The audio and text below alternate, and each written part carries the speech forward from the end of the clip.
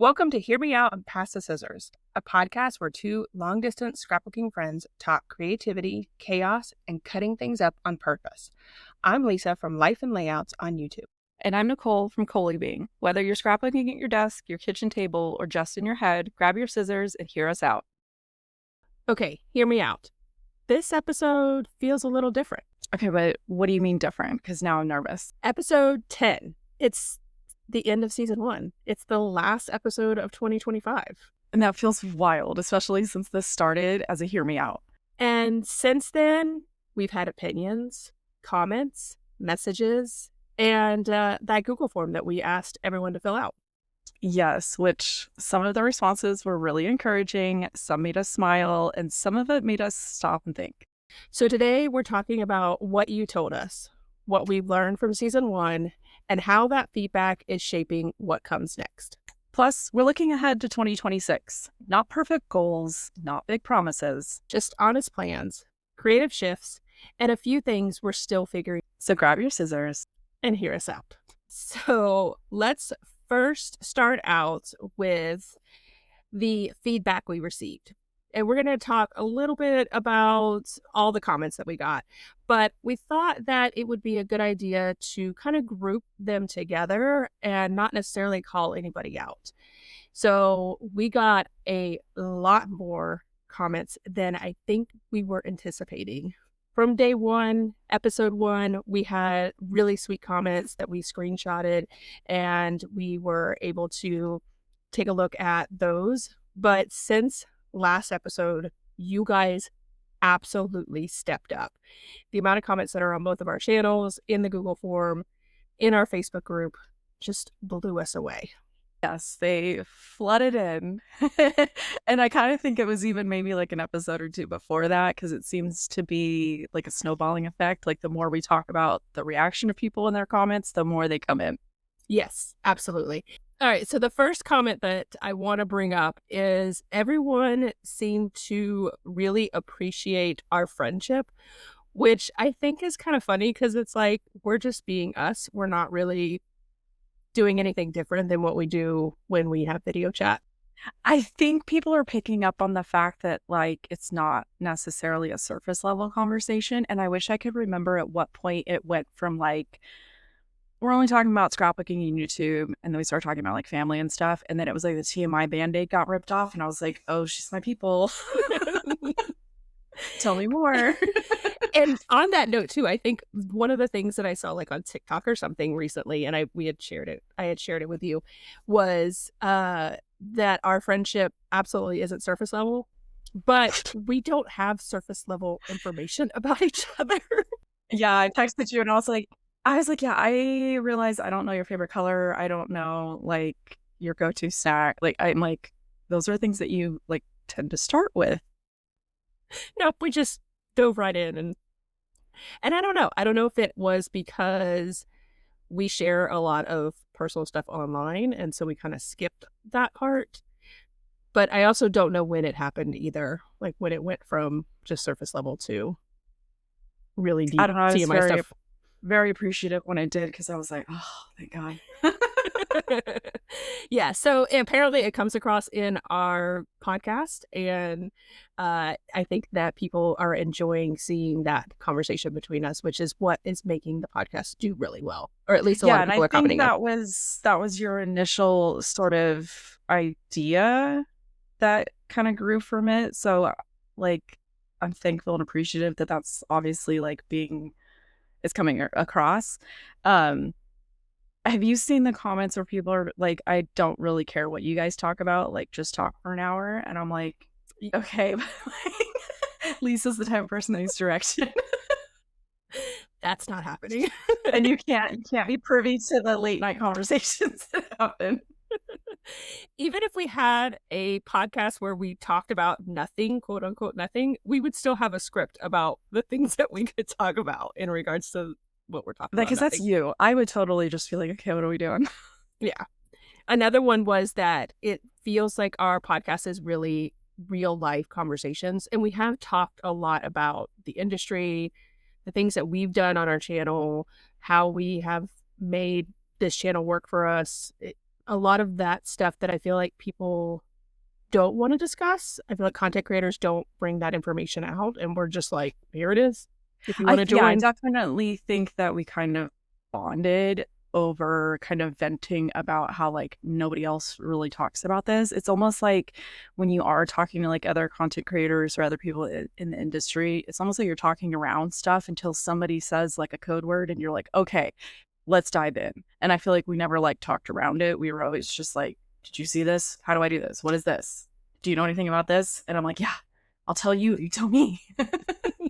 Right. And I feel like that's the best way to do this whole industry. I mean, it's not like it's rocket science to create YouTube content. And there's so many people out there doing it. And I still feel like there's more room for more people because there's so many topics. Even you and I feel like our channels are very similar, but vastly different in regards to what we put out there. And so I think that anybody else who's like, oh, I want to come in and do a double page layout channel, go for it, because I would love to be watching it. It's a dying hobby too. So it's like your ripple could possibly pick up somebody new in the hobby. So like, yeah, make a ripple. If your ripple bumps into another ripple and somebody doesn't like it, I don't know. Yeah. And actually one of the comments on the Google form, which I wanted to bring up, let me find it real quick. It says, I'd love your honest opinion on where this hobby is going in general. It feels like it's slowly sizzling out, and that scares me. And I feel like that is a true statement with the amount of companies that have closed in 2025. We've lost quite a few really good ones. But honestly, I could never buy another piece of paper or collection for 5 years and be able to scrapbook the amount of stuff that I have. I mean, my hope is like you see this resurgence on like TikTok and Instagram of like really like people 20 years younger than us who are picking up like crochet and embroidery and cross stitch and needlepoint and like all this stuff. And I'm like, hey, there's one more grandma hobby out there. Hear me out. And it will get its time to come back around. Everything does, right? We know that. We see that now with the styles that we were wearing in the 80s and the 90s are coming back in fashion. Some of that should stay back there. But I do feel like scrapbooking will eventually find a generation and come back around. Mm-hmm. Because I feel like we're eventually going to realize that not everything can remain on the devices, our phones and things like that. On that note, I want to tell you 2 things that happened. I posted it in my group. Eli wanted to make his girlfriend a memory box, basically a box large enough for her to keep all of the mementos from their dating times, right? So the stuff he put in there was stuff like he wrote her a letter and things like that. But he was like, I want her to be able to like put our homecoming ticket in there and, you know, stuff like that. So he said to me, I want you to like print out photos, because I had printed out a photo for, got like a little teddy bear thing when we were on the Carnival cruise, and he wanted a picture from the cruise, and I was like, oh, I could just print it out for you. And I printed it out with the boyfriend.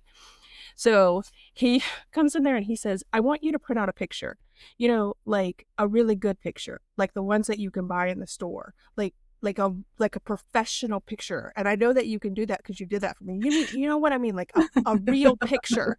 And I was like, I started laughing. And I was like, I said, and he's like, what are you laughing at? And I was like, I would consider myself a professional scrapbooker in the sense that like I do this hobby. You have all the tools and the knowledge to like right. produce an outcome. Yes. And so when you said picture, I knew what you were talking about. I didn't need any of the other. I mean, maybe he meant like a Polaroid. He meant a 4x6 photo is what he meant. No. I'm saying maybe he thought, I don't want a Polaroid. I want a regular print. And he's talking about the regular print being the professional photo versus the Polaroid. Maybe. And I also think it has to do with the fact that they don't have prints. Yeah. I was kind of curious. I was wondering why he didn't ask to do like, not like a mini album, but like a mini like pocket page thing. to where she could like slide stuff into it. He just went straight to box. Yeah, straight to box. And so on the lid of the box, when you open it up, we printed out 3x4 photos in black and white for him to put on there. So we put the photos on there. We put some, what's that stuff called? Mod Podge on top of it. I'm over here like this boy is doing a decoupage 1990s project. Yes. And we printed out way too many photos because I wanted him to make sure that he had enough, which we had that whole conversation. You could have made up the whole box covered in like a collage of photos. I asked him if he wanted to do that. He said no. But then he also had a ton of photos from Snapchat and Instagram and things like that that were really poor quality. And so I printed those out, but I was like, you realize that we have Nikki, my photographer. She did your Halloween photos, your homecoming photos. We have other photos that I have taken with my camera that even my phone is a better quality because I'm actually taking it with the camera, not with another app. Gift her the photos she doesn't have access to. Right. So I printed those out as well. So he ended up using them. And I don't know, there was probably about 10 photos left over. And I was like, hey, why don't you just stick those extra photos in the box? There's no reason to throw them away. Like, give them to her so she could have them. And when she opened the box and she got to the photos, she opened them up and she was like, they're actual photos. Like, her entire face lit up because they don't have access to it. Everything is on the device. And so I think that once they realize that something tangible, whether it is a scrapbook album or a traveler's notebook or whatever they decide to do to get to that hobby, it's going to come back around. Scrapbooking is always going to be there. It might not be what we like, might not be what we are currently doing, but the putting pictures to paper and decorating it, I think will always be there. Hopefully it's got a good resurgence. Yes. Which means we also have to have some really good companies to come around too. Or just, the ones that are been out for a while stay. Yeah, because I don't think the big ones are going anywhere. Because I feel like even like the companies that have been in business for a really long time, they kind of get like stale and then refreshed when they cycle through graphic designers. Because they're the ones that are kind of following the trends. Yeah. And it's, another thing that I find very interesting is that when you see these companies, large companies, so I'm talking Echo Park, Simple Stories, Doodlebug, Bella Boulevard, looking at their spring line, I pulled up Echo Park's spring line, and knowing Simple Stories, like their stuff that they're coming out to within the spring, it always amazes me how very similar they are to each other. And I think that's because the graphic designers that they're hiring are watching trends in home decor and fashion and color choices. And while their designs are completely different and like their execution is different, the stuff that they're following and they're trending from is sort of the same source material. Mm-hmm. Yeah. So it'll be interesting to see what happens with the hobby and where it goes.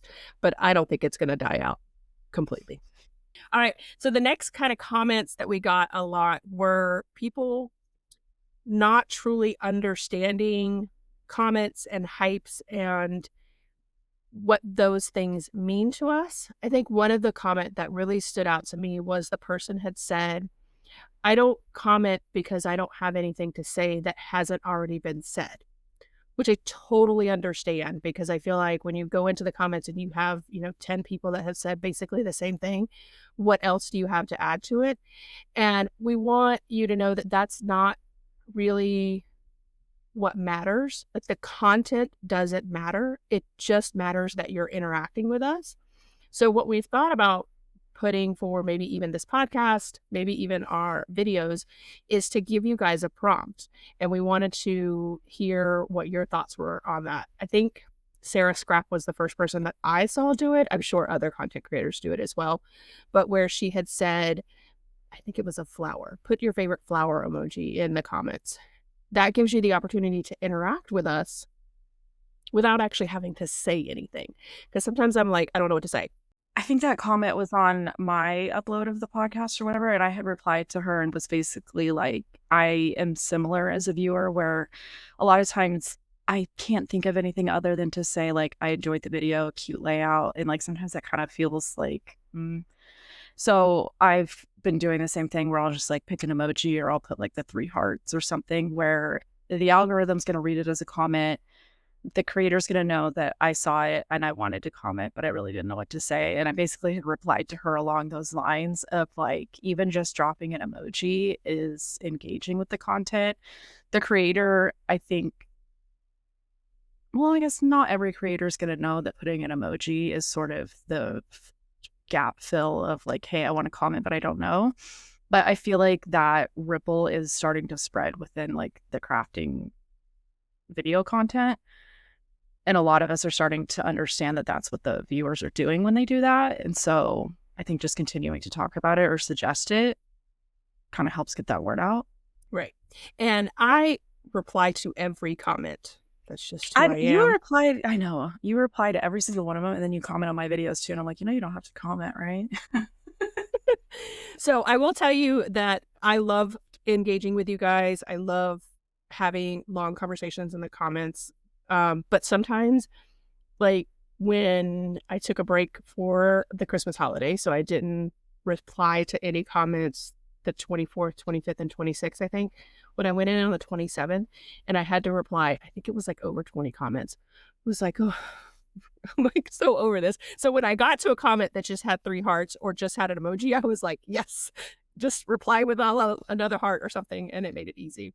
Yeah, I was kind of giggling over that because I tend to like, not that I don't forget that they're comments. I think just the time period that I'm in right now, like I'm not spending as much time on YouTube Studio as you are. And so it's about once a week I'll go in, and I kind of just prefer to shotgun all of the replies and answer questions all in one go. I don't like to do it spread out throughout the day. So I'm used to in like a week, I'll just go reply to like 20. It's a lot. It's a lot of brain power for me, at least. I like sitting with my friends for 10 minutes. So the next comment that we got was that we were funny, which I don't feel like I am funny. And I don't feel like I am either. Eli tells me often that I'm not funny. So to hear that was really sweet. And so we really appreciate you guys telling us that we are funny. At least we're not boring. Right. One of the other things that I am going to call this person out because they did give us permission to do so. It comes from Sarah Scrap, and she actually personally messaged you and said, I need to tell you that my BFF who buys stuff all the time on my recommendations saw your podcast episode on my feed and played it in her car. And now she keeps texting me for my links so I get credit for shopping, which I think, so that one goes back to when we talked about our affiliate links and us going back and forth and asking for affiliate links so that we can shop on each other's. But that type of comment and that ripple effect that we have had on other people. So this person is obviously Sarah's friend. So she heard the comment on our podcast and isn't giving us support, but giving another content creator support, which totally support that. Absolutely give support to whoever you feel comfortable giving it to, whoever you love at that moment, whoever encouraged you to purchase that item, whatever the situation is. But the fact that she is now taking the time to be like, hey, here's my, 2 extra pennies, which we are all about. I was like, I don't remember if I sent you the rest of the screenshot, but I was like, hell yeah, I'm so glad that like we did something good. And I found it extra kind of interesting because I feel like Sarah is really good at marketing herself. She's really good at marketing the brands that she works with. So I feel like she's just naturally always kind of talking about affiliate links and saying like, here's my link, this is provided, like you can find it here. So the fact that a really close in-person friend of hers still wasn't sort of connecting the 2 dots, and we were able to sort of maybe either explain it in a different way or shine a little bit of light on it to where she was like, oh, okay, let me go take 2 extra seconds to go do something to where I know that my friend that's working her butt off is gonna like benefit from that. And I was just like, I don't even care that like it wasn't my link or anything. Like I was just like, yes, something we said resonated with somebody. And then my friend, like, I don't know, like, I don't, you know what I mean? It was just like, yes, thank God. And I think that goes back to us being those girls as well. Like, it's great that we are getting the support and we're getting our affiliate links used and things like that. But when other people are getting their affiliate links used because of something we said, that I feel like is even more exciting. I'm more proud of that somebody else is taking the information that we're using and applying it to their own life, giving their own friend credit. I think it's even more fun to think about the fact that there's probably some creators out there who either like don't know us, have never heard the podcast, don't know that we're talking about this stuff, and are probably like seeing the ripple effects and they're not knowing. Yeah. So it's almost like a little like secret, like go support these people. Right. Yeah. Go support your favorite creator, whoever that is, and give them credit. And it's like the like kind of like a Secret Santa type thing where we're out there giving money in the affiliate links. It reminds me, have you ever watched like gaming streamers, or does Eli watch like people on like Twitch or YouTube? They'll do this thing sometimes where when they're winding down their live, they'll look real quick and see what other small person is streaming live currently. And they basically say, okay, I'm wrapping up my live. I want you guys all to go over to this person's channel, even if you only watch them for a couple minutes, and basically spam their comments. And it's just this like uplifting, like encouraging type thing. So these people are just like playing their game to like 10 viewers. And then all of a sudden 100 people show up being like, hey, and they're just like, what is happening? Yeah, there's also a trend on TikTok as well. There's this guy who is like, I am not tagging this person. I don't want them to know that I'm doing this, but I saw their content and I want to uplift them. So go, like their or follow them and like their comments and things like that.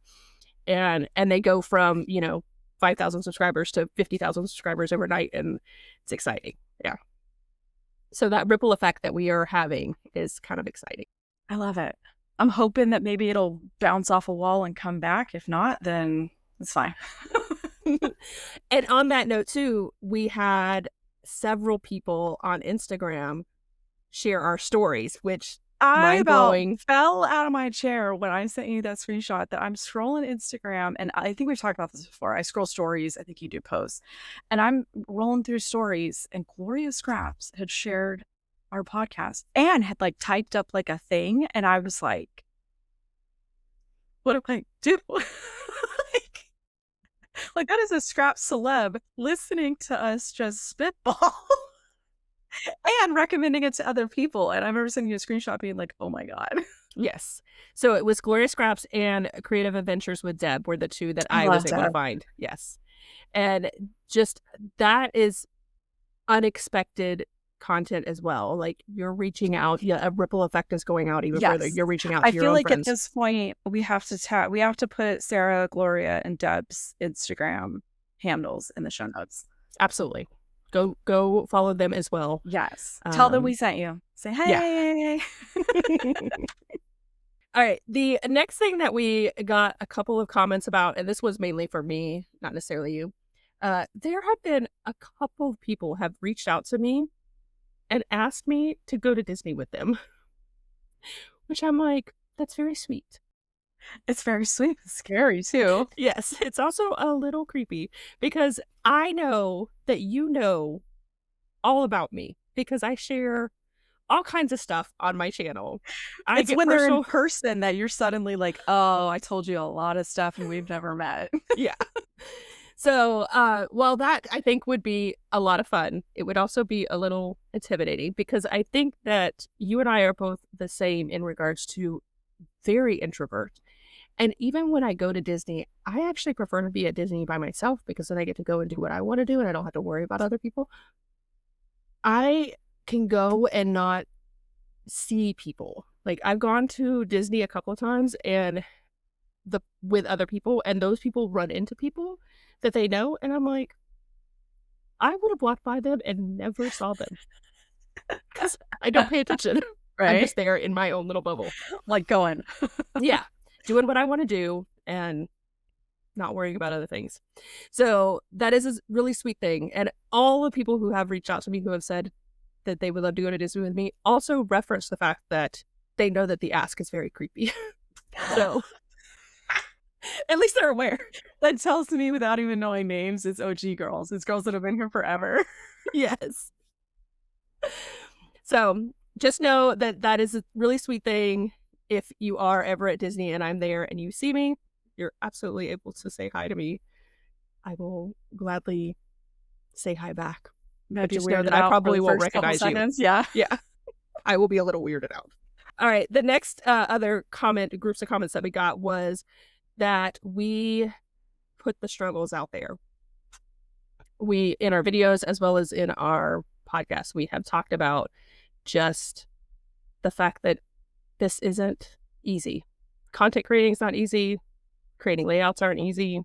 Sometimes it's just a struggle. I felt so validated and supported because I kept seeing over and over, it was like worded different, but the comments were basically the same, where they were like, I really want to be a Lisa, but I'm a Nicole. I was like, references to raccoons and dumpsters and all kinds of stuff. And I was like, it's fine. So, and I think that plays into how we are such good friends, is that. But you're at least out here helping people, because like you had the girl that was figuring out technology stuff based on, your tutorials and your encouragement of like, hey, just give it a try. And I think also you encourage people to be just like, it's done. Look how be a pretty it mess. is. I don't care. Be yourself, because you know what? It's fine.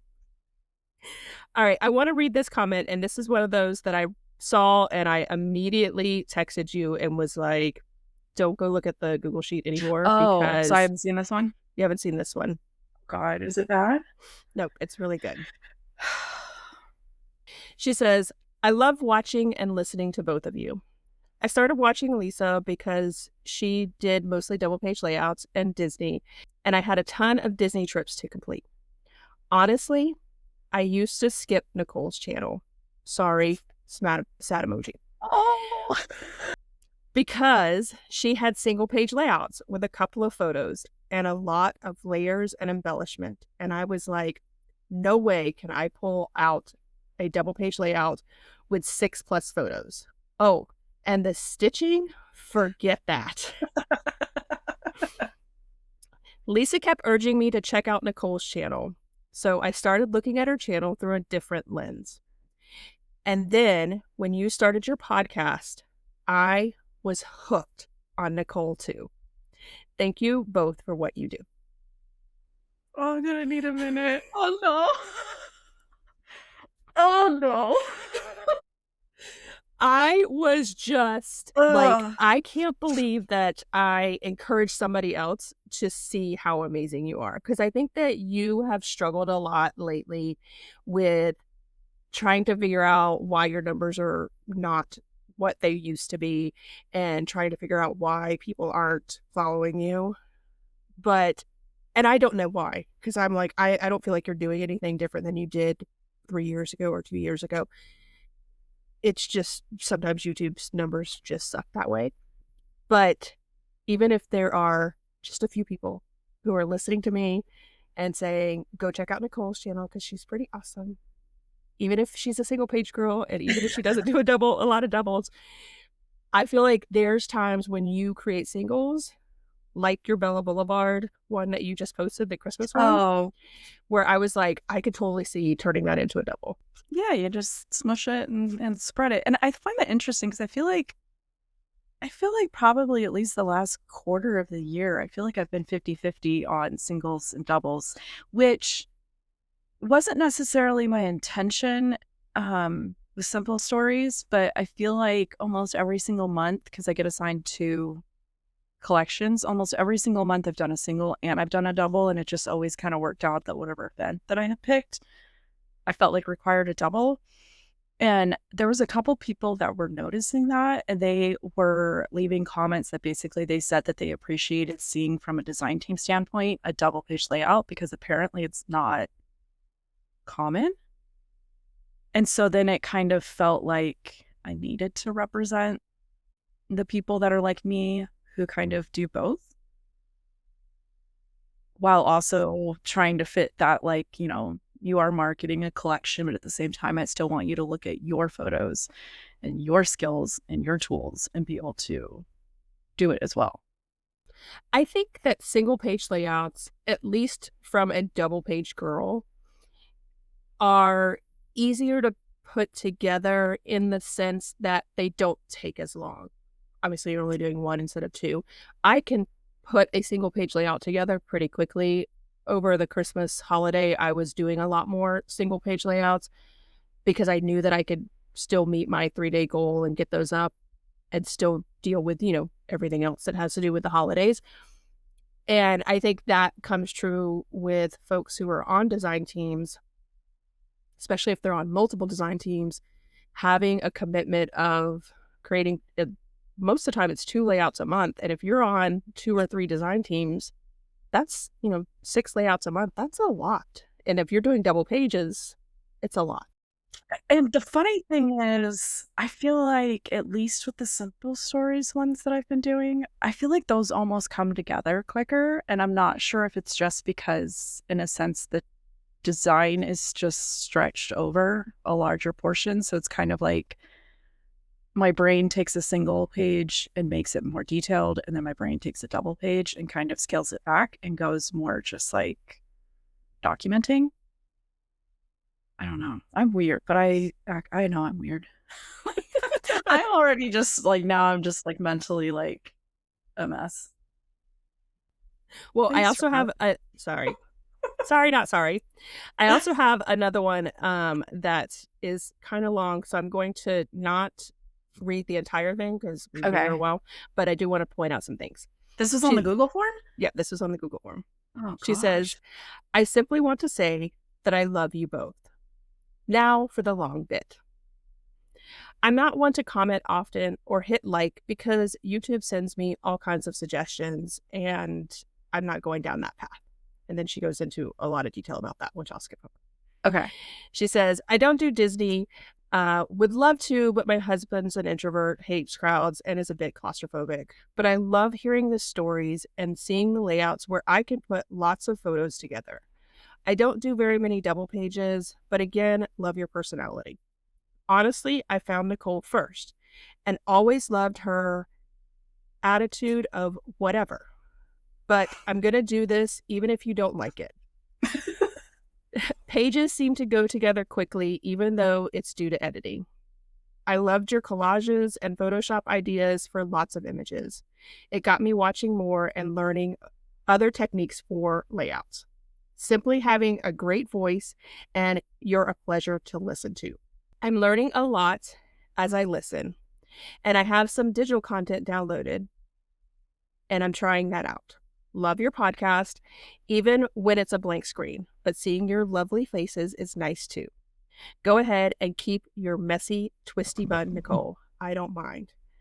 I would love to have a crafty friendship like you guys have, even though I'm a nobody, but someday would like to start a channel for my Cricut layouts. For now, I have my little living room corner and noisy kids. I have a shed in progress, so hopefully soon. Right now, I'm just posting on Facebook so that if I have a channel, I will have content already created. I tell my crafty peeps about you both, but don't know who follows you. I will keep chatting about your layouts and your socials to anyone who listens to me at my crops. I usually have more time in the spring to go to my local store and hang out, so I will make sure to hype you up there. People are so nice. They really are. They're not in a good headspace for this.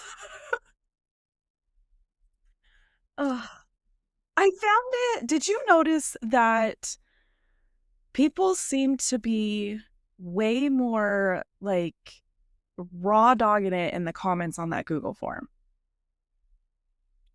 which I was loving. And I was like, I wonder if there's like some element of like the anonymous factor where like other people aren't reading their comments that made them just word vomit, which I am a word vomiter. So I was like loving the stuff that was on there. Damn, people are too nice. Also, there's space for Cricut tutorials on YouTube, especially right now. So like, and if you can't do a voiceover because you have kids, and I've been there, either do it on your phone in the car or put music over it. Don't let that hold you back. There's space for everyone, and there are people who do prefer just the music. They don't need commentary behind it. There's also people that instead of showing the layout process, I can't think of her name. If I think of it, I'll send you the link to her YouTube channel. She's been around for a long time. She never films her process.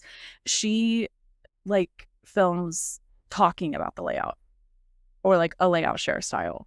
So it's still about 5 or 10 minutes, and she's still talking about the product. She's still talking about how she got from point A to point B, or the thought process behind it.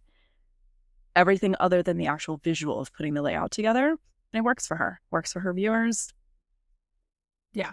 And like I've said before, there's room for everybody and everybody's style, because there are so many crafters out there who consume content differently and are good with different styles as well. So there were lots of other comments. We were super excited about all of those. We also there was some really good info on like show, not even like whole episodes, but just things that I'm like, yeah, let's talk about that. Yes. So I started another spreadsheet where I have started to put comments that have come in on this Google form. You really like into a spreadsheet. I do. Into like topics. So we are moving forward with, planning out what our next set of topics are going to be. Okay, now is this a good place to maybe have this conversation? Because I don't know if the viewers and the listeners know how hyperfixated you can get on certain things. And ever since Lisa started this show, we've gotten comments of people that were disappointed because they, for whatever reason, had it in their mind that there would be video. And there was not video outside of the teasers. Episode 9 was video. Episode 9 had a lot of positive comments and reactions about the video. However, Lisa spazzed out on the actual statistics of the video and was debating about whether or not the output was worth the statistical input, I guess. I think this episode is also still a tester too, and I have tried every which way to be like, okay, let me try to get you to look at something a little bit different, just because we think differently. You tend to just aggressively be like, well, if something doesn't hit this number, it's done, it's dead. And I'm like, okay, but I haven't watched a single thing in the last 10 days of any other content creator. So I've messed up their analytics hardcore because I don't have time to watch anything right now. There's probably people that are a couple episodes behind. There's people that probably plan on binging. And I think of podcast episodes, Clean With Me, organizing, haul videos. To me, those are like, there's a term for it where it's not passive income, but it's like this thing where it's like once it's up there, it sort of always has this potential to be just a long-standing draw in. And I think you're forgetting that. And I don't know how to tell every single person that's messaged me. I'm like, I need you to go, okay, thank you for watching it on my channel. Please go watch it on Lisa's channel so she gets the view. Please leave her a comment telling her that you want video, and then go tell somebody else. So I'm going to go into analytics, which I know is not everybody's forte, but I want to talk a little bit about my thought process and what I've viewed on this, right? Comparing it to our process videos, which I know that those are the meat and potatoes. That's what everybody comes to. Nobody's watching mine, so don't. Everybody comes to our channels to see those, right? And one of the things that we can see on the analytics side is how well this new video, whether it's a podcast or a process video, how well it's done in the first, let's just say 10 hours. Compared to another video that has been posted in its first 10 hours. That is why my videos go up at 6 a.m. every single morning, because I'm taking away that factor of it's doing well the first 10 hours because I posted it at 6 p.m. as opposed to posting at 6 a.m. Like that is you're removing constant. One of the variables in the formula. So right. So every video goes up at 6 a.m. That's why the podcast goes up at 6 a.m. All my videos go up. My shorts go up at 5:59 a.m. because that way they go before the videos. And the podcast is always the bottom of that list. So it does the top 10 videos that you do. So videos are separate from shorts. Podcasts are considered a video. And for the last week and a half, it has been sitting at number 8 and number 9 of my other content. Are you taking into consideration just the fact that it's like an hour and a half long? What do you mean? Okay, everybody's home, right? If I want to stop and I want to watch a process video, 10, 15 minutes, I can probably get through that even with people coming interrupting me or me playing it out loud and interrupting them. An hour and a half? I don't know that that's something that I want to do when people are here because I'm not going to hear everything. I'm not going to be able to pay attention. I'm not going to enjoy it as much as I would if I was home alone. And let me ask you this, because you just tickled my brain with something. Okay. You're my friend. You encourage me, and you also are addicted to statistics. What would you tell me? Because I have a similar thing, and I know that you would give me the same advice that I'm giving you that you're ignoring. I've been doing card tutorials. They do not do well on my channel, but they are bringing in different viewers. They are providing a specific type of content. And it's allowing me like a foot in the door of a different aspect of this industry that overlaps with the scrapbooking. And I know that you would tell me, that's great, keep doing it. Knowing that they're bottom of my videos, they're not doing well. But I also feel like the card videos that you're doing are also serving another purpose. I think that your card videos, once they hit that right platform, because it's hard to break into cards. Those people are gung-ho on certain people's. But once I feel like you break into it, then I feel like not only are your new videos going to do well, but the videos that you've already posted are going to do. I don't think there's going to be any breaking into anything. I think I'm just going to continue hanging out in my alley of dumpsters doing whatever I want to do. And if people show up, they show up. But I'm going to still do them. There's still going to be maybe 100 people that come and watch them. I'm just trying to figure out, how do you balance? Because I feel like it's been an overwhelming uptick in comments regarding the fact that there was video for episode 9. And then you're also saying, but I don't think I want to provide video. So I'm going to give you statistics on just the last 2 videos, okay? So 9 and 8. So 9 had video, 8 did not. So 9 has, on my channel, 290 views and 56 comments. And that means my comments as well. So because YouTube counts the replies as comments. So it's actually, 28 comments? So there's 28 individual comments and then 28 replies that I've replied to for episode 9. So 28 people out of 290 people decided to reply, which is significant because most of the time I get like anywhere from 5 to 10 comments. 3. For episode 8, we had 196 people watch. So that is just under 100 people less. And the comments on that one were 26. So that means 13 people commented out of those. So I absolutely agree. The video performed better. The video did perform better. And the comments are outrageously high compared to any other video, any other podcast that I've done. But I also think it's because we have asked people to comment on that as well. And we've told them, if you want this video to continue, you've got to show us. And they have showed up. So like you said before, those 10%, those people who have been with us since OG, the ones who love us, they are there. They are being very loud and telling us exactly what they want. Because every comment has been, I love the video format. I love seeing you guys. This is amazing. Please continue. It's like, how do we get out to other people? It blows my mind. It's like when you made your Facebook group and then you like didn't want to open it and let anybody in, or I'm just like, this isn't making sense to me. I would think that you would be, not so on the fence about this decision, because to me it seems like it's being well received and stuff. And then because it's long form content that kind of lives on our channels for a much longer time, it's more apt to be consumed over that long period of time, because somebody 6 months from now could find episode 2 and then go back and binge stuff. And then you've got where, like, you and I have talked about this, we've gone back and watched like old content from each other, and you don't really remember a lot of the details. So people that listened on audio only through like a podcast app could come back in 6 months and be like, oh, let me go, I'm going to craft for a little bit. I want to re-listen to another episode. Let me do it via YouTube this time.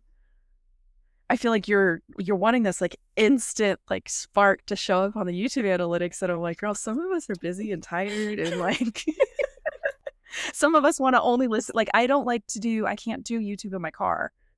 It's too much of a delay. I tried to listen to one of your videos 2 days ago, and I was like, I can't do this. I don't pay for premium, so it doesn't work as well when I'm driving around. So I a lot of times will listen to the show on podcast and get the stat that way. What do I use? Castbox.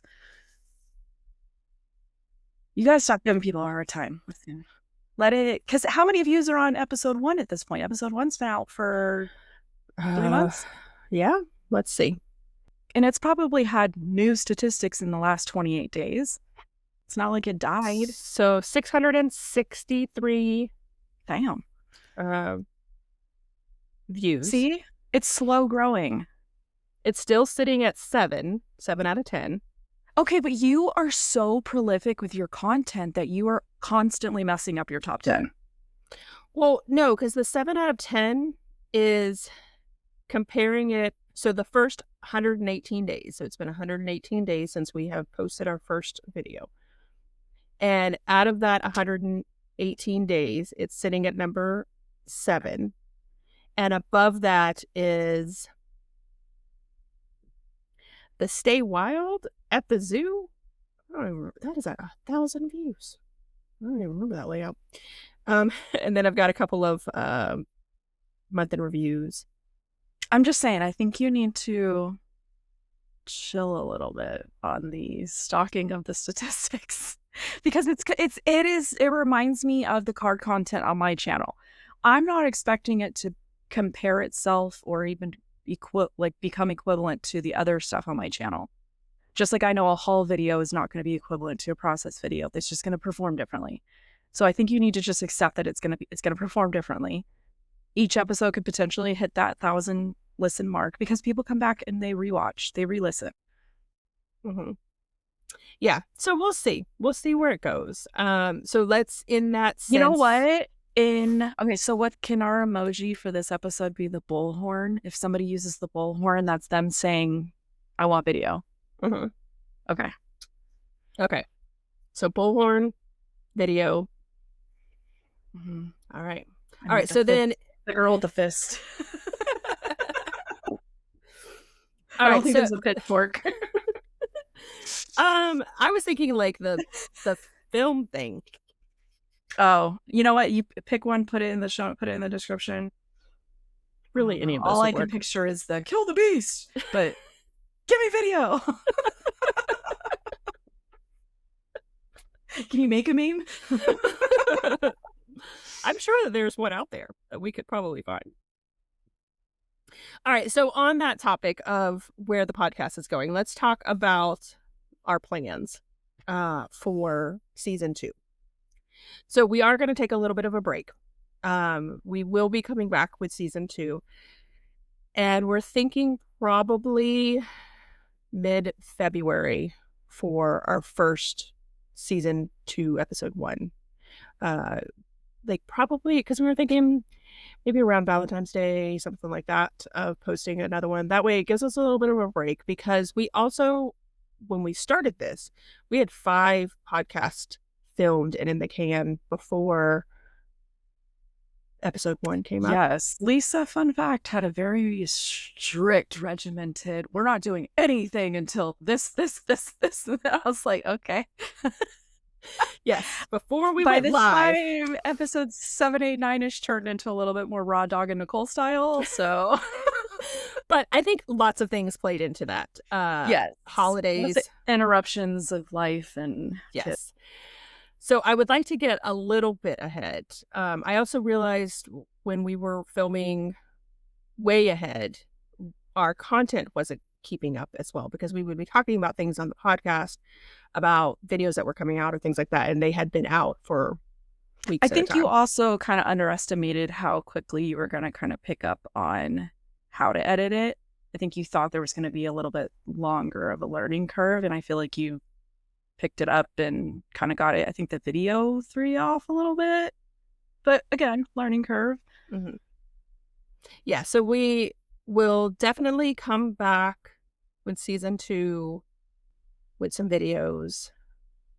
So Hopefully keep filling out the Google form if you have suggestions. Yes, we want to hear your topics. There have been a lot of really great topics on there. Lots of ideas just swimming around with all the new things that are coming out. So we will be coming back. We are going to take a break so that we can get caught up a little bit. And then also, I don't think that I've talked about it on my channel or in the podcast at all, but we are moving in 2026. Eli and I are moving in 2026. So that's going to be a lot as well.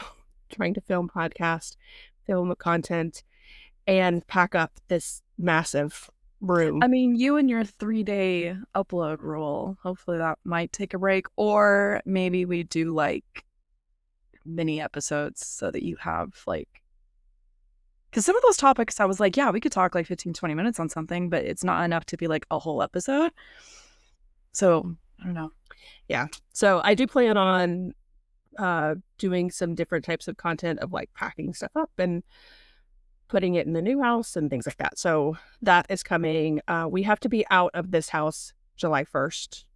We are purchasing a home. So this will be the first time I purchase a home. So I don't know what that entails and how much work. Oh, it's fun times. Yeah, so it'll be a great. Get pre-approved as early as you can, because you can always extend it.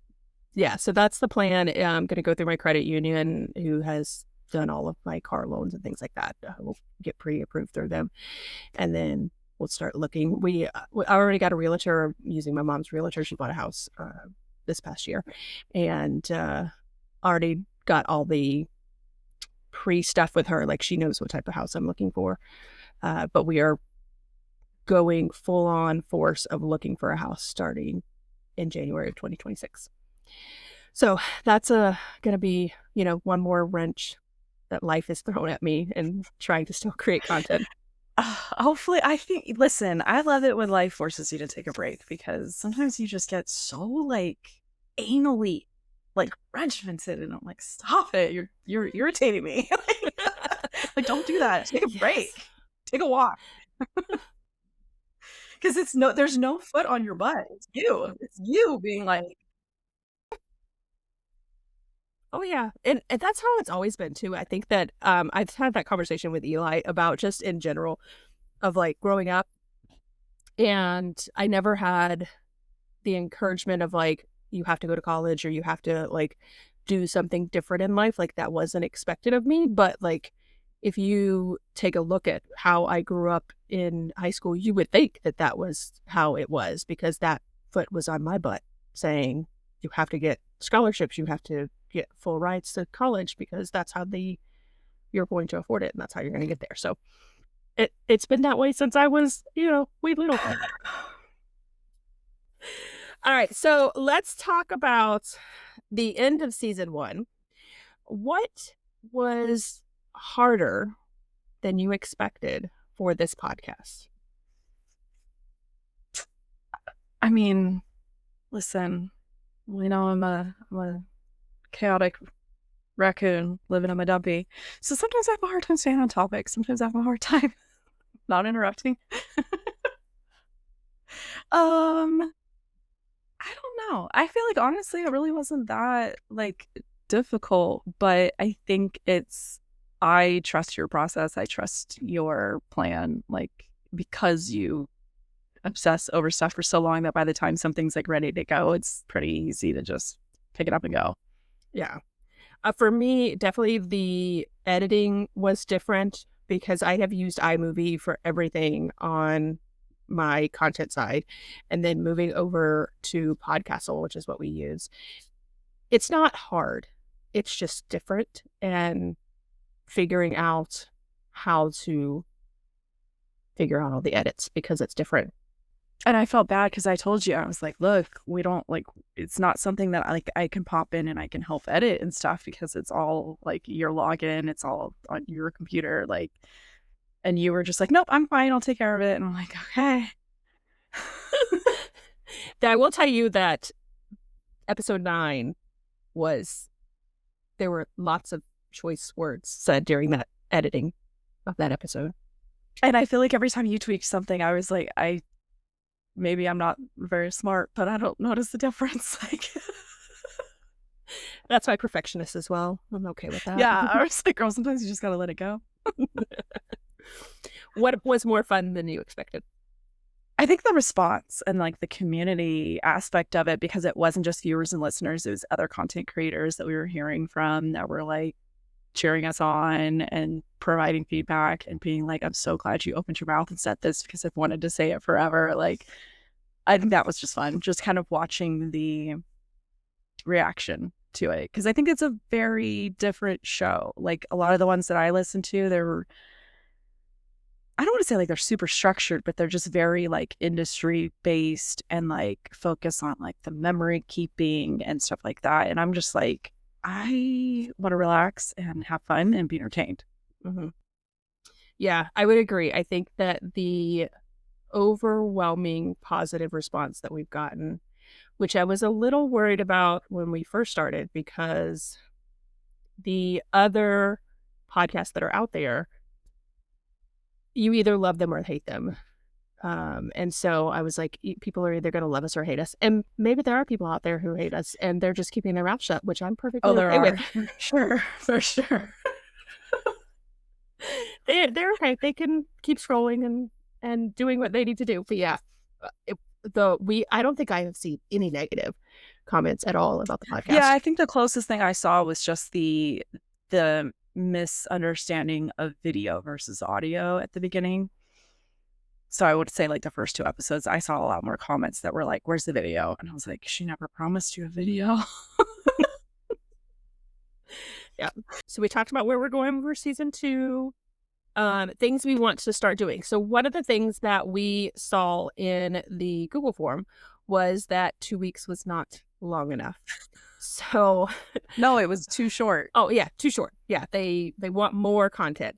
They're like, give it to me. That's where I'm like, go back and watch it on her channel. Go back and watch it on my channel. Maybe you catch something you missed. Yes. So absolutely, I want to talk about that as well. Watching it on both our channels. But first, I want to talk about a segment that we're going to start with this episode, but also going into season 2, we're going to have a segment where we talk about some of our older content. We talked on another podcast. Both of us have well over 400, 500 videos on our channel. And even the OG people who have been around since day one, there's no way that you remember those videos. Some of those videos are very cringy, and we're opening it up to you to say go watch them. But what we thought we could do was maybe bring up some topics that are specific and bring those videos into the show notes.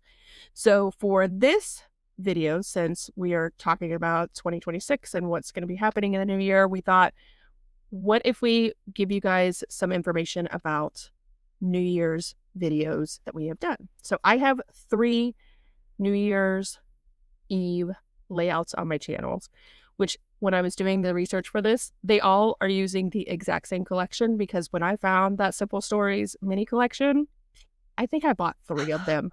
I didn't, and I missed out on it. And during Black Friday, I went and tried to see if they had the digital version, and they didn't. And I was like, oh, I waited too long. Yes. It's the black and the pink and the gold. It was the numbers for me. Yes. And I have used, because it's only the mini collection, and then the page pieces is the only thing that's available. I love their mini collections, though. I don't know what it is. It's like less decisions. I'm going to use everything up. Yes. And the numbers are available, I think, in 3 formats. On the sticker, they're going like, I don't remember exactly. Yeah, there's like a border sticker, right? Yeah, there's one that goes down, there's one that goes across, and then there's individual numbers. So you can use them in so many different ways. So I have 3 videos using that collection for New Year's Eve. What about you? I only had 2. One was from a 6x6 SG class, which those are almost always stash dives. So those usually do good. I didn't look at the views when I pulled it. And then the other one was for when I was on Cut to Use design team, which again was another stash dive. That one had good reactions in the comments because I didn't use like the 6x6 one was like the typical black gold New Year's Eve, like this kind of thing going on. And the Cut to You one, I ended up just using like pink, blue, yellow, green, floral, just family feeling type stuff. Because again, I'm going to go with what I want, what the mood is calling for. And sometimes it's not always on point with like the holiday. But I'm going to be doing a new one soon because I have the Let's Create from Bella. So, and since you only had 2 and I had 3, I had an idea for one of them. I used a 6x6 class that I know that we both take. And I know that you created a layout with it as well. It was the layout where there were a row of 4x6 photos at the bottom half of the layout.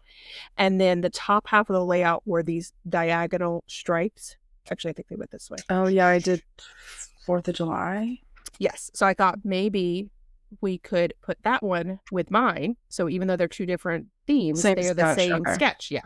So that is 6 layouts for you guys to get you through the next little bit since we're taking a break.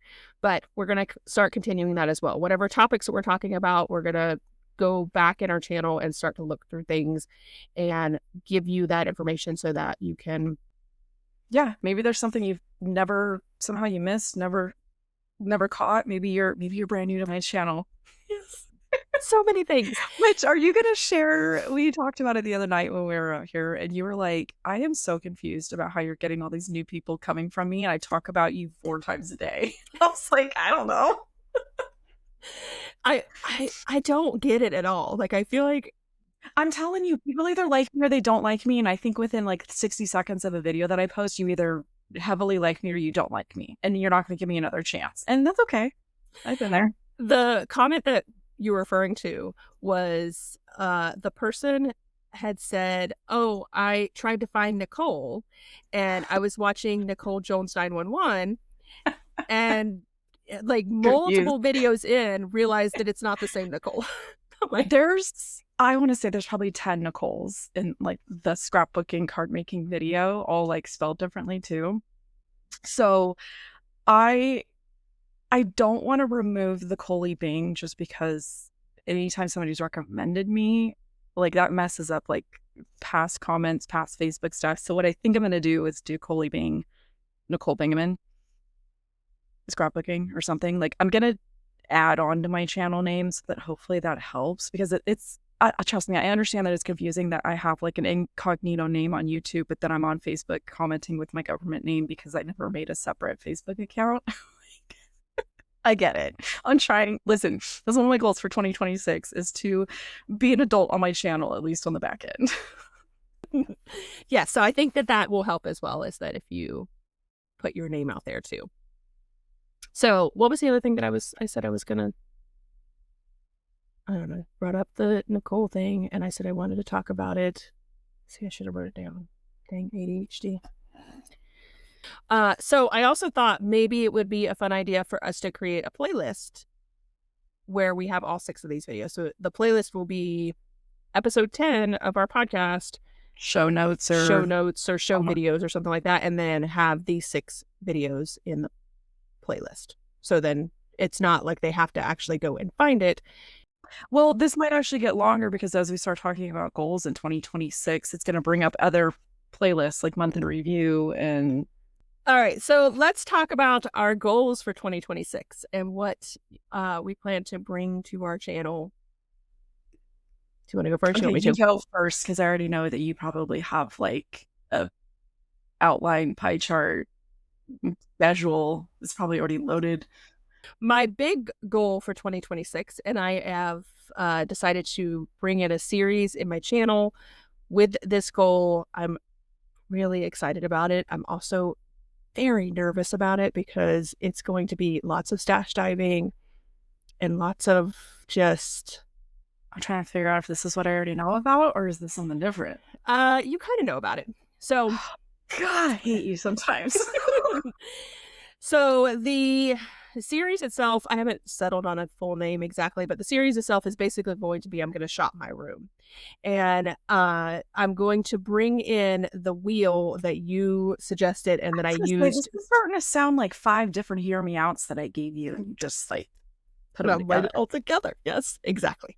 Like produced by.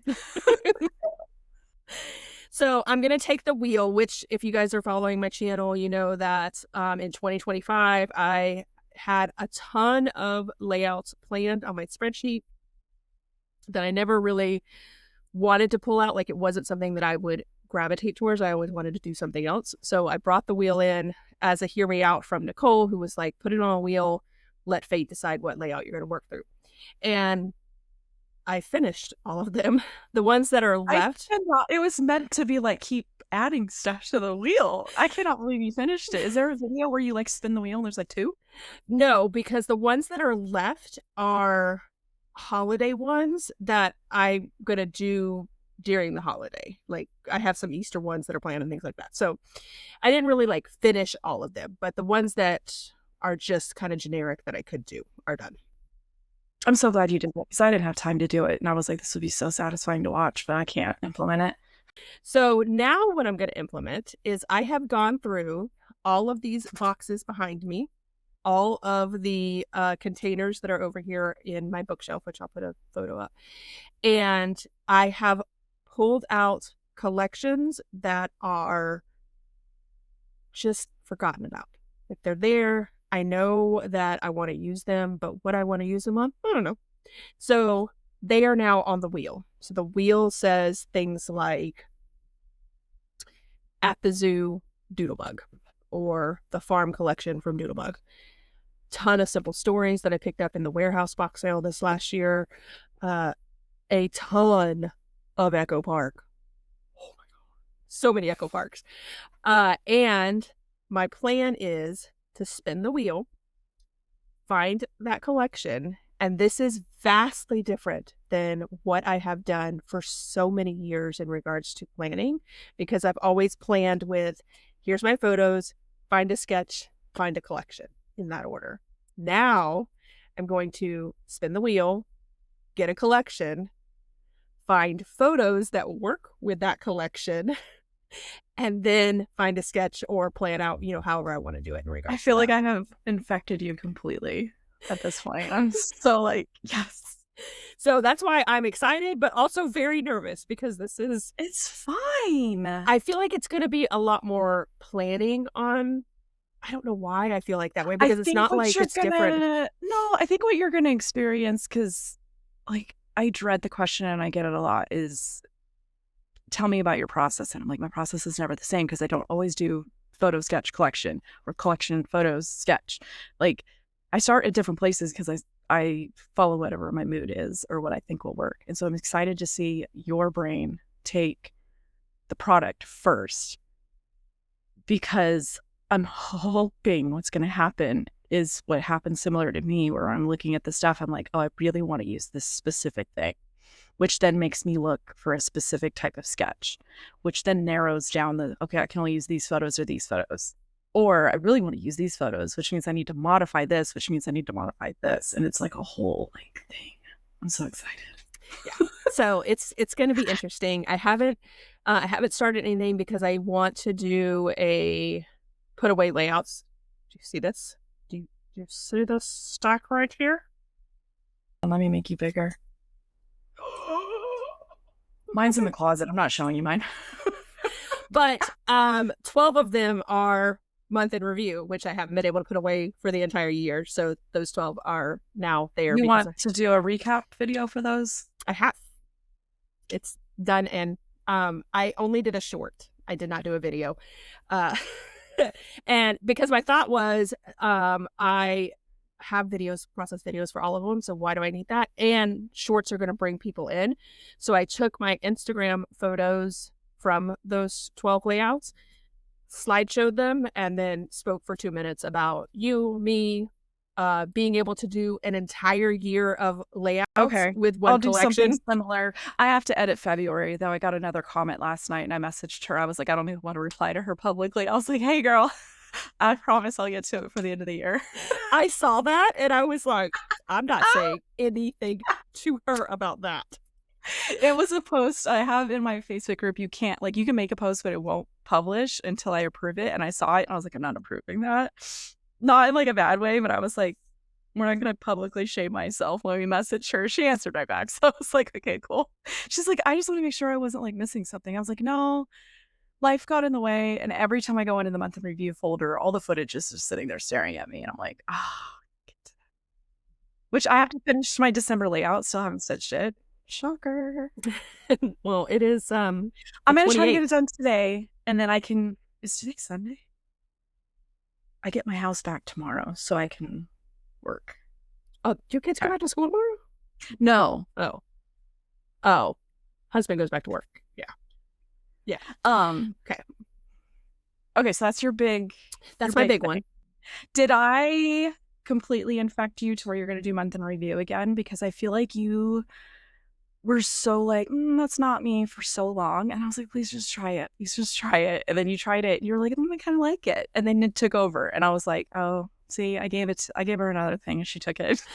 So for month in review, I am going to be doing 2025 photos, which I'm also excited about because I feel like since I started doing month in review, I've also been more cognitive of taking screenshots and photos of things to include in month in review. Like I think we talked about it in another podcast where I take a screenshot of a new show that I'm watching, whether it's a rewatch or a show that I've brand new show. So those screenshots so I can include them in month in review. Books that I read, which I feel like was 3 for the entire year. I'm not a book reader, but read those, things like that. I think I'm at 103. So I'm excited for 2025. And then there was no collection that came out. And I put it out there, I think on one of my videos. I think I even said it in the podcast, like, give me suggestions of what you guys want to see. And lots of people suggested Bella Boulevard, Life 365. There was also a Simple Stories collection that came out that wasn't month in review, but was office themey type thing. True Life, yeah. So there was that suggested as well. But I thought, well, my ultimate goal for 2026 is to shop my room. So why not shop my room? I was like yelling at you. I'm like, Lisa, this is a perfect opportunity to do a themed stash shop. Because that was kind of how I always approached month in review, because they didn't used to have all these collections. So I would kind of blend that monthly celebration series that we used to do, where I would think of January as it's cold, it's winter themed, and I would just stash dive and make a layout.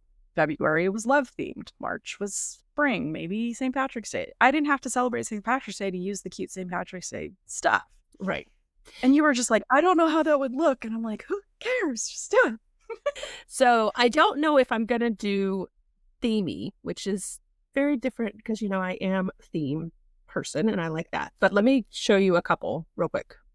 So these are some older collections that I have in my stash that when I was just looking through trying to figure out ideas, that I was like, this works for month in review. This one is super old from Echo Park called Capture Life. But it has things like, I was going to say, do you have the old Simple Stories 24/7? No, I don't have that one. A lot of these are Echo Park that I pulled out. This one is Everyday Eclectic. Mm-hmm. Another good one. This one is a mini kit called Snap. And then you have Dickers and a silhouette to fill in. And then I have Creative Agenda, which a lot of this, I've used this a lot. There's only a little bit of stuff left, but the stuff that's left is like morning, afternoon, evening, bedtime today. So I feel like I have to use that. And then the last one is reflections. Again, another one, but it has like memories, things like that. So I'm going to be stash diving, finding collections that I can use. And then I also checked out the Silhouette store, and I saw a video that you had done years ago with Month in Review, where you used a cut file for the month. So I went down a rabbit hole, found those on the Silhouette store, and I'm going to be using those. I never finished it. You never finished that year? It's 2014. Yeah, because I was doing scrap lists of Nicole McCord, because that was where I learned about Month in Review, and I loved them. And she had used a lot of my mind's eye, and I had a lot of the same collections. And so that was kind of like how I cut my teeth on Month in Review. I never finished it. Let me add that to my list for next year. So those are my two big goals. And really it all kind of comes together in I'm going to shop my room in 2026. I not going on a spending freeze, because if there's a cute collection out, I am not going to not buy it, because then I'm afraid that I'm going to miss out. And so not saying I'm just going on a spending freeze. I'm just saying that I want to use up these collections. And then also, along with the wheel, after I create the layout, I'm going to make a decision as to whether or not the collection stays on the wheel or not. So create the layout, go through the supplies. Is there enough to create another layout? Did it spark something where I could create another layout based on, something I saw in there, I know I have photos for, something like that? Or is it time to deconstruct it, meaning that the pieces are going to go in the color binders, and then the pieces that I don't want will go live somewhere else? So shopping my room is my 2026 goal. Question. Are you going to do any 30-day death marches? I don't have anything planned, because I also feel like if you can get yourself ahead to where you can bank those, you could use them during your moving. Yes. That's my only fear, is that I'm not committing to anything because I have no idea. We could find a house. I have the means to be able to break my lease if I need to.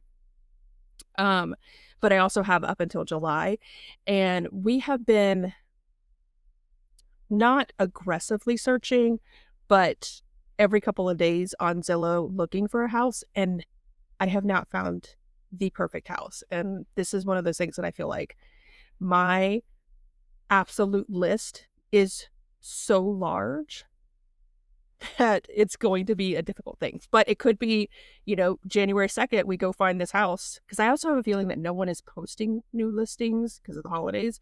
Yeah, nobody wants to be hosting holidays and then also showing off their house at the same time. So I feel like in January, there'll probably be more things on the market. So, if the perfect house comes available January 2nd, then we could be moving in February. If nothing comes available, it could be, May, June before we start moving. So so I'm not committing to any 30 days, but we'll see. I mean, those two things are pretty big projects. So, yes. But that's the whole year, and that's just, it's more of not a hard and fast rule, but more of like you did with the 2020 stuff, when you started to work through your 2020 photos, and that was where you always went to try to find layouts. That's my goal as well, is to use the stuff in my room.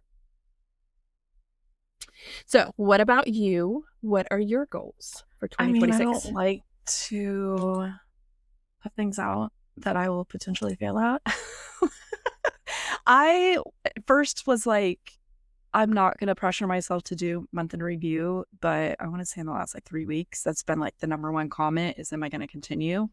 It's one of those things where it's obviously the viewers enjoy Month in Review. So I'm going to try to figure out, I don't know. I will definitely do Month in Review. I don't know.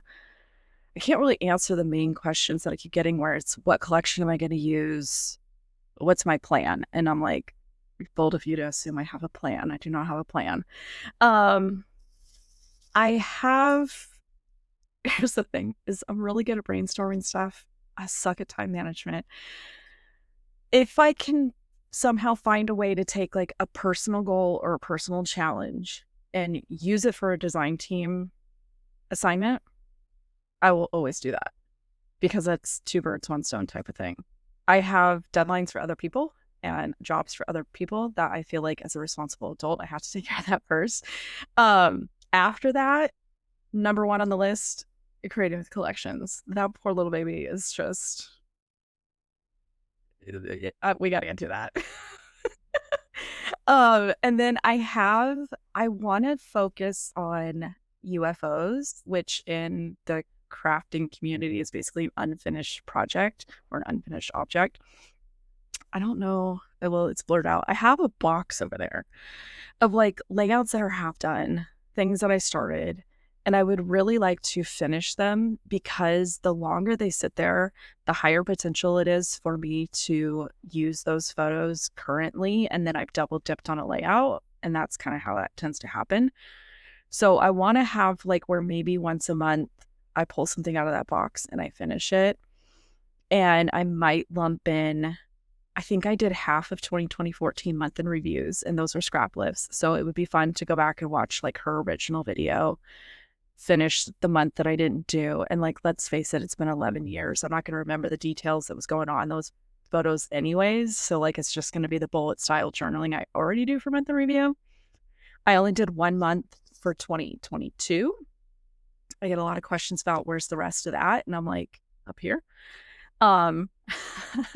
Which I really want to get back into that too, because I was doing kind of like a thing where it was sort of like a stash site, but it was really focused on like stamps and dies and like merging the card making stuff into layouts and like getting that stuff stretched.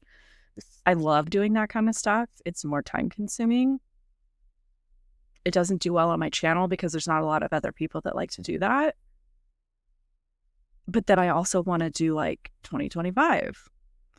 And if I do 2025, I don't think that I would do like we did where we used for the record for the whole year. I think I would do a similar thing like we were talking where I would stash dive. I would find, I mean, shoot, I might just do my Life 365 because every time I've used it for design team projects, I've intentionally not used any of the monthly titles, knowing that I could always fall back on month in review if I was assigned it a second time. So I might do that.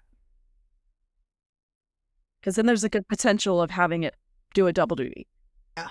And that, I think, could be something where you have a conversation with people from Bella Boulevard about that. Because I know that that one is different, which I really enjoy the twist or assignment that she requires of you guys. Like I said, the Christmas layout that I was watching last night, where you were pulling in different patterns by using the cut apart sheets and using them in different ways that, again, it doesn't resonate in my brain to do that because you have that ability that I don't have. But I feel like that is because we were on video chat the night I was doing. I know. And that's the other thing too, is because in the video, you hold the video or you hold the layout up and show me on the camera. Like you can't see it in the, like you can't figure out that's what you're doing. I know that's what you're doing because I live that. But even seeing the layout completed and your process video is different than experiencing it in real life because I'm only seeing it, bits and pieces of it, you know, that you're showing me when we're video chatting. I don't see the full process. It just hits different and it clicks differently and it just gives me so many different ideas, which I think is what you don't realize is about your channel, is that you open up my eyes, and I'm sure many other people's eyes as well, in regards to doing things differently. And I just need to figure out a way to get that word out there. It sounds bad, but it's literally like I just look at stuff where I'm like, I don't love that the way it is. And I'm like, how can I change it? But how can I change it respectfully so that I'm not like disrespecting the brand in a sense? Because I think that there's other crafters out there who are like, I don't love that. And they don't follow through with the next step of like, okay, well, how can I change it? How can I cut this up? How can I cover it? And the fun thing about that one was the challenge was actually to use the 12 by 12 sticker sheet, which I, in the back of my mind was just like, oh, it's stickers. It's easy. I'll figure that out when I get to that part of the process. And then when I got to that part of the process and I looked at it, I realized that the 12 by 12 sticker sheet is the only thing in my Life 365 that's not themed. It's the only product that's generic. And so I had to sit there and be like, I was fully expecting some red, green, and pink things to be on there. And I was like, oh, which had to go back to that mentality of, okay, how do I fix this? And I think I am absolutely that person. I look at a collection and I'm like, oh, that collection will work for these photos. And I don't ever look at a collection and say, how can I change it? Or I don't look at a collection and say, I don't like it and let me change it. I will fully take credit, and I'm so proud of you deciding to be like, I'm going to try tone on tone or whatever. And the first couple times you did it, you were like, I didn't have to think about what I was using. And I was like, yeah, you just pull off the ugly sticker and you're like, it's orange. Guess what? You live here now. It's so freeing. You're like, I don't care what it says. I don't care what it looks like. And it does. It changes the way that I have done things in my own content creating. And I think that that is something that you do really well. And I think that it's something that isn't showcased enough. Like, people don't see it enough. So hopefully that will get out there. I just do me. So, okay, so I want to try to hit UFO. I know I probably annoy people with the design team assignments, but I find them challenging. I find them creative. I'm learning. I'm growing. And I want to say on that note, I feel like seeing it as a design team, because I have that same ick, and I say that respectfully, but sometimes when I'm like, oh, it's a design team layout, it's not going to be my style because they're showcasing the product or whatever, but I don't get that ick from you, because you do say true to your style in regards to what you're creating. I don't think you've ever put out a layout where it's been, I'm doing this solely for the design team. These aren't my photos. These aren't, photos that I would have scrapbooked, whatever the situation is. You truly do find a way for every collection to work with your photos. And I did it once. Yeah. I had to borrow photos from my stepsister and my nephew for the Simple Vintage Snow, winter one. It was the second assignment I was given, and I was sweating. I was like, I cannot find anything that's my family. But all I did was swap out the photos. Yeah. I still ended up loving the layout. And so I don't think that your design team projects come across that way. And if they do, if anyone was to sit down and watch them, they would realize that it's still your style and your content. I try to really stay true to that, because I've talked to you. I think I've messaged Sarah sometimes, people that I trust, where I'm like, okay, my process. I was given this assignment. I cannot think off the top of my head of photos, and a lot of suggestions that I'll get suggestions from viewers and stuff where I've mentioned struggling this, where they're like, oh, just go take photos here and do this. I am somebody that I've just personally decided I'm not going to manufacture photos for the sake of a design team project, because I really want to showcase how you can make these theme-specific projects or products work for what you already have. And I try to stay true to myself while also still showing off the products in a way that's not, I'm going to use one from this package and one from this package and one from this package, and then I'm going to make you try to find the photo. That's just not my style. And I don't want to suddenly change my style just because I'm now working with a brand. Right. And I think that the reason that you were chosen for these design teams was because of your style. I think that both Bella Boulevard and Simple Stories realized that your style is different than what other design team members are putting out. And not that there's anything wrong with what they're putting out, but you're adding a variety to the collections. You're adding the customers have another flavor to look at, in a sense. Yeah. Okay. So month in review, maybe. Creating the collections, UFOs. Oh, for 2025, I was doing just the stitching die of the month for Spellbinders. That was a really fun kind of challenge. I'm going to be doing 60% of the club products for 2026. I'm terrified.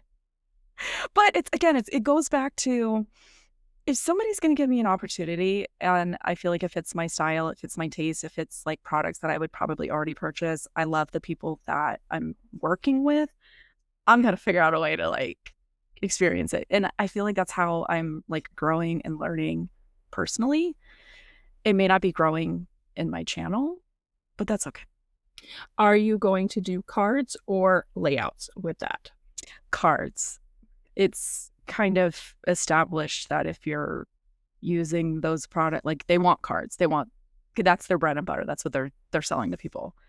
If I can reuse them in things like the month in review where I want to do like card making stuff stretched into layouts, I have all of that to sort of pull from. Because those typically do stay themed with the month or like the upcoming month. So those are going to be really good to pull from. I put it away. I want to say February. I don't know what month it is. There's some really cute like scene building potential stuff. And I'm like, you're staying out. You're not getting put away. And then you're also continuing. I was just going to say you're continuing with Simple Stories of Bella Boulevard. So we'll still see more content with that. Yes. And that's usually like 2 a month. I want to say Bella's been a little bit more just because other people were like taking vacations and stuff. It's just some of us kind of had to fill in a little bit. So hopefully I get a break. We'll see. But again, it's one of those things where it's like when you like the people and you like the product, you're kind of willing to work a little harder to help support them. And I'm okay with that. It's more like my personal projects that I want to work on that I'm not making like hard deadlines to myself because I need to just work on them when I want to and when I have time. I know that that's what a lot of the viewers are looking for, but I kind of feel like I have to just embrace the season that has arrived and enjoy it and let the guilt kind of go. And that's why I'm like, I'm not going to focus on like analytics and stuff. I'm not going to sort of try to be like, Lisa's going to hit 5K. I have to hit 5K. I'll get there eventually. When it happens, it happens. When people find me, they find me. When they figure out which Nicole I am, it's fine. Which on that note, I mean, it's the 28th of December. I don't think I'm hitting 5K. Really? I don't think I'm hitting 5K. Okay, I'm going to get my month in review layout done today. So I'm still 135 away. So I don't think I'm hitting it in the next 2 days. That's just. I was going to say maybe 50 a month. I'm at 48.19. 48.19. Okay. I'm at 48.65, which I feel like you did get a lot. You did get a lot though. Didn't you get? I had like 20 show up randomly in one day and I was like, don't know where y'all came from, but hey, welcome. Was it when the podcast was released? You act like I pay attention to when things are happening. I don't know. I can show you on. I did hit 1K on Instagram and I was like, yes. So excited for you. I can show you where you're on your analytics, where they came from. And then the top content down at the bottom should tell you where you're. They came from a haul video.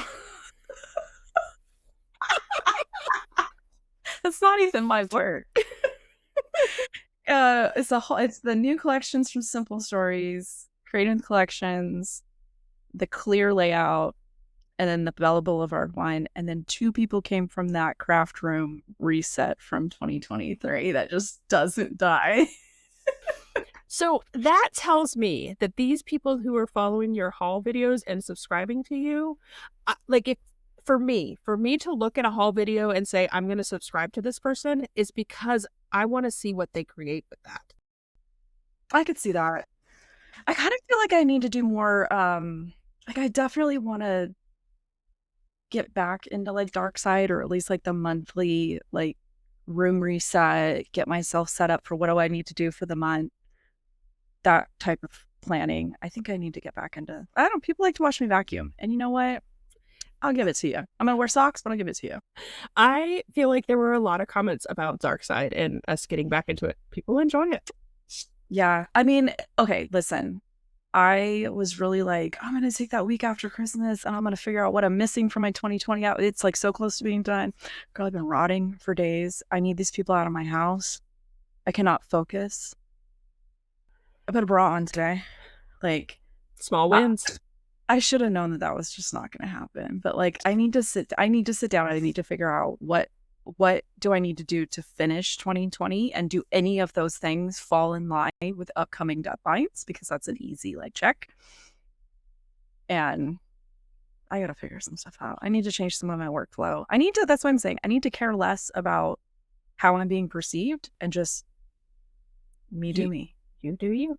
I need to just sit in my dumpy and and just do you, because that's what works. Being authentic to yourself is what works. All right. Any other goals? No. I mean, like I said, I don't have like set. I don't want to give myself like structured stuff. I think I want to post more content. I think I want to back to trying to do more shorts. I want to get over the ick of sharing in Facebook groups, and I need to be better about posting like projects in current time on Instagram. All right. So I have one more thing that I wanted to talk about. I was looking for the screenshot that I took, but I wanted to talk about my Etsy shop and where that's going. I have been just amazed at the amount of people that go on my Etsy shop and purchase things. It's always after I do a video, obviously using them. I try to use them all the time. I have noticed a couple of things. Right now, I have 4x6 photos, 5x7, and 8x10. 8x10 and 5x7 I didn't really focus a lot on, because I mainly just did a couple of those because I didn't feel like that would be a size that was most popular. 4x6s are way more popular than those sizes. My size range goes from 3 to 4 photos, which is the first one, I think, up until 9 photos. But when I use them, sometimes I'm like, these 10 configurations of 5 photos don't work for my layouts. So I don't want to change those, because that's what I have been selling and people have bought, and I don't want to just change make more sets. So that's what I'm going to ask. I was like, can I doodle what I want for month in review, and you can just make them for me? I can. Thank you. Thank you. I want to ask our podcast listeners, one, do you know about my Etsy shop? It is for photo collages, so you can get lots of photos on a 4x6. I'll link it in the show notes if you don't know about it. And then 2, if you do know about it, what limitations are you seeing? Like, what do you want to see more of? What do you want me to create more of? I have no problem creating a ton more. Yes. Let's do that. And then I had a lot of comments on, I don't think it was like a connection or anything, but the one that I used one of your 5x7 collages on for my husband's Christmas work party, that video did really well. Lots of comments, all kinds of stuff. And I was like, please tell me I linked her Etsy on that one. You did. I did. Yes, you did. Only because I watched it within the first hour and told you to go do it, because you didn't. But I did it. I say directed really well. Yeah. So I use them a lot in my videos, especially month in review, especially videos, Disney layouts, things like that. There's just so many different uses that you can use for them. So I wanted to see, do you guys want more of those? So let me know in the comments below. Obviously, Nicole has already put in her list of things she wants. And then I have something exciting that I've been working on. And I am going to be sharing it soon. It's in Are you holding out on me? No, you know about it. It's in a Creating with Collections video that as soon as Nicole can get caught up to me, I can start creating. I forgot about that. I am working. Can you send it to me? Because I want to work on my layout tomorrow and I want to use it. Okay, so I am working on creating tiny type letters, and they will be available to print out. Obviously, you can print them out just using PDF format and cut them out.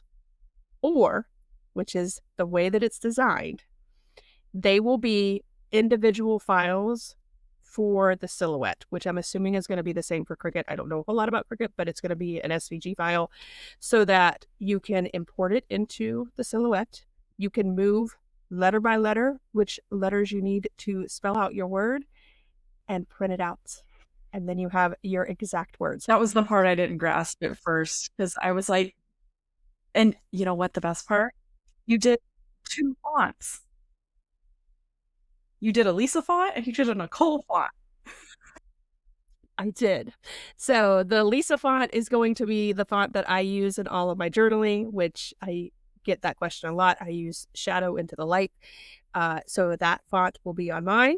Nicole was like, I want a bold type font. So I created a set called Nicole's font, and that is her font. I created it with all of her dimensions that she liked. And then I'm also going to bring out tiny words, which are just little words, 2 and 3 letter words that I'm like, I hate putting those together. I hate putting the word to and the, all those little words. So I made tiny tiles with just those words. So they will all match. So I have them by color. They're going to have 5 shades of color.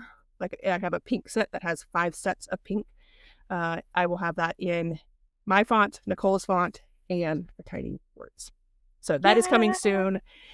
I'm still perfecting it because I feel like I need to use it a bunch of times before I put it on the Etsy shop, but I'm excited for that. I was going to say, you should put a call out in your group asking for a Cricut girl to test them out for you. Be like, hey, I'll send you some stuff for free. Can you dry run it for me? Yes.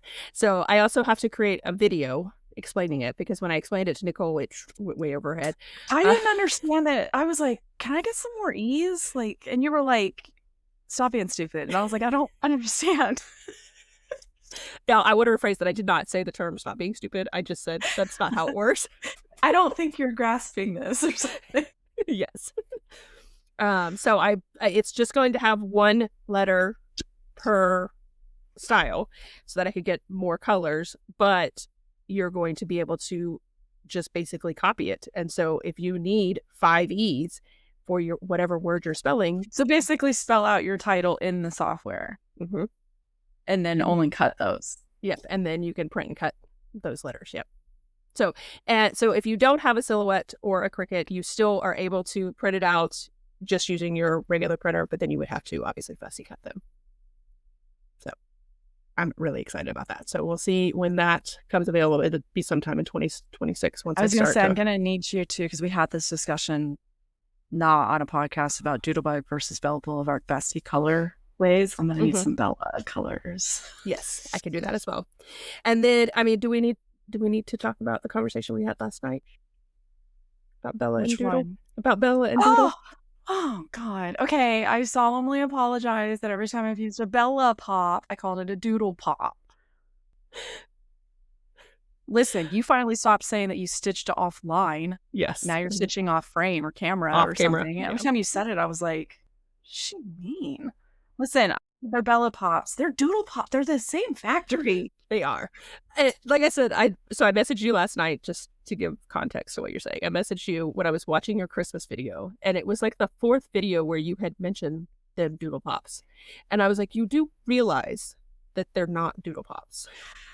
I stood there for a good minute, and I was like, what is she talking about? And then you were like, they're Bella Pops. And I was like, I cussed myself out for a good minute, and I was like, it's fine. Everybody knows what I meant. Yes. At first I thought it was just a slip because I have done that before when I'm using Bella Pops. I call them Pops, vice versa. But then at the 4th time, I was like, I don't think she realizes that there's something different.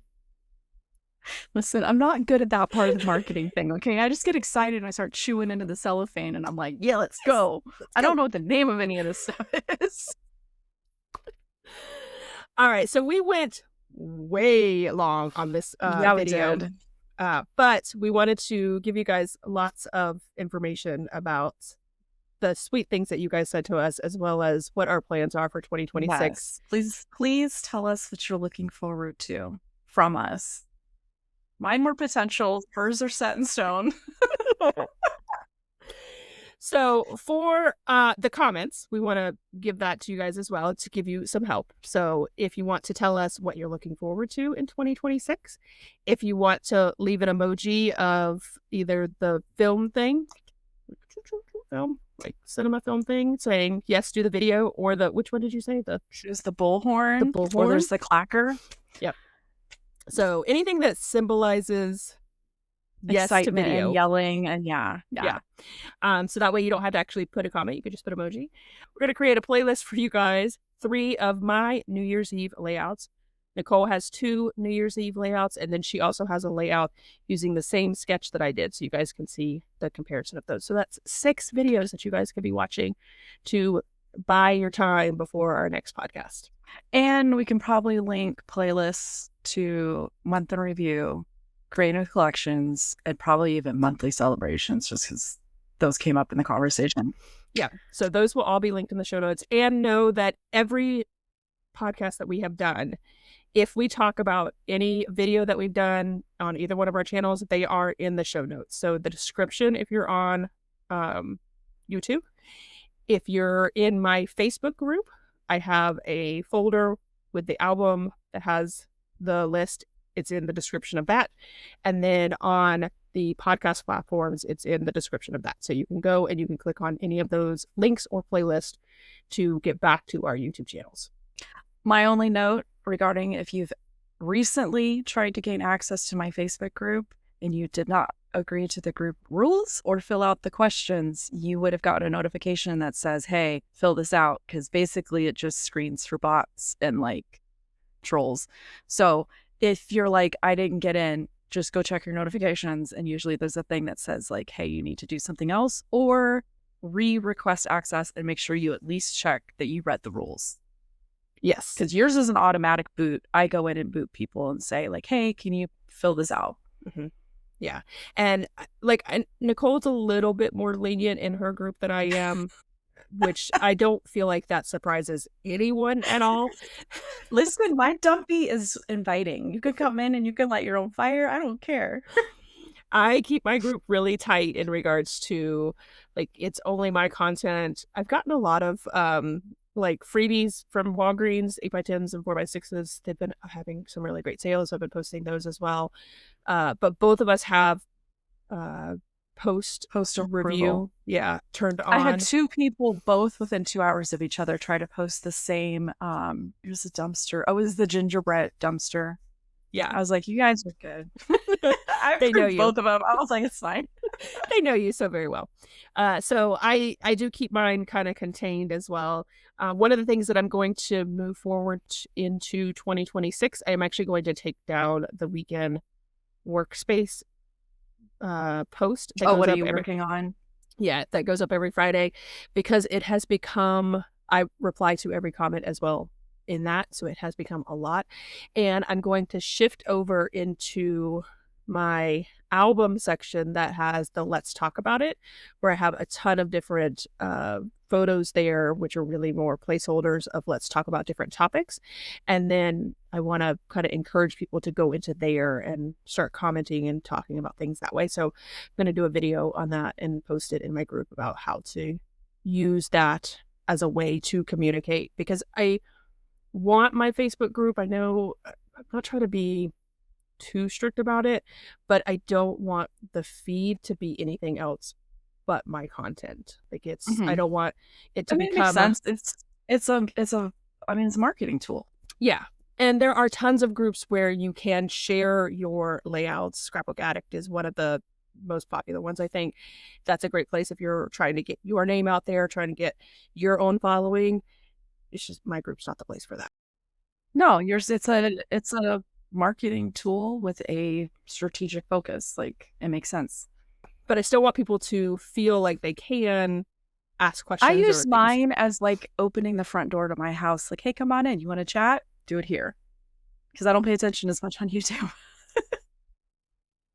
Yeah, so that is kind of where I'm going with my Facebook group next year as well. So so exciting. So check out our Facebook groups. Make sure you answer all the questions and agree to all the rules. And definitely check out all the old videos that we're about to share. Yeah. Some of them, I feel like mine aren't too old. I feel like mine are from 23, 24, something like that. So not too old. But I think once the podcast goes Mine are probably older. longer, yeah, we're going to start getting into some older, more cringy videos that we are going to suggest for you guys to go check out. We might have to screen some of them and be like, I don't know if I want people watching these older ones. For sure. I was baby content creator back then. All right. Anything else you want to talk about before we close this one out? No, just, Happy New Year. Let's go in for a successful content year. We're gonna do amazing. Hopefully people come back after the break. Hopefully we get some good suggestions for like season 2. I feel like it was easy to come up with episodes for season 1. I feel like season 2 is either going to be like a mix of stuff, or somewhere in that break you're going to come up with like an itinerary. Yeah. So I do have a couple of things kind of floating around. Super excited. There's one really exciting episode. Yes. No hints, no nothing. No, yes. It won't be season opener, right? It's not going to be season 1 or season 2, episode 1. It's not going to be that one. It's going to be a little bit further down, but that one has taken a lot of planning, like a lot more planning than anything else. And I think that if it works out, which I don't see why it wouldn't, but if it works out, it's going to be an amazing podcast too. Yeah. So super excited about that one. All right. So we're going to sign off for that. And we will catch you guys in season 2. Catch you later, guys. All right. Bye, everyone. Bye. Thanks for hanging out with us. If you like this episode, make sure you follow the show so you don't miss what's coming next. We're so glad you joined us today, whether you were gluing, cutting, or just avoiding your photo backlog. Until next time, pass the scissors.